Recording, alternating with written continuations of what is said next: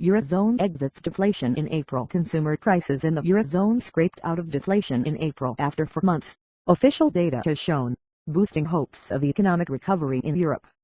The inflation rate in the 19 nations that use the euro stood at 0% in April, up from a rate of negative 0.1% in March.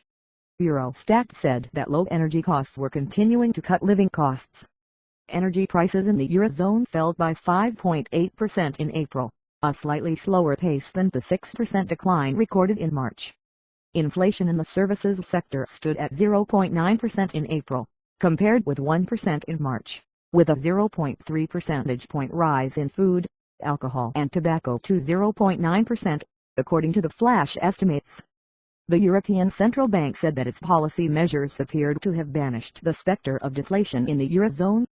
In January, the ECB announced the €1.1 trillion bond purchase program to jumpstart the flagging economy and send inflation higher. Unemployment stable after having reached low levels in mid-January, longer-term inflation expectations in the euro area have recovered. The decline observed over the previous 2 years has thus come to a halt, the bank wrote in its latest economic bulletin. Meanwhile, Eurostat said that the unemployment rate for the euro area remained stable at a seasonally adjusted 11.3% in March compared with February. That was lower than the 11.7% recorded for March 2014.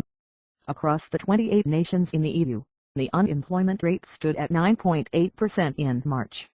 That was the same as February but down from 10.4% in March last year. Germany had the lowest jobless rate at 4.7%. With the UK next on 5.5%.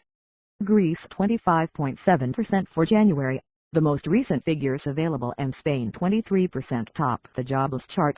Compared with a year ago, the unemployment rate in March fell in 22 EU countries, rose in 5 and was stable in Austria.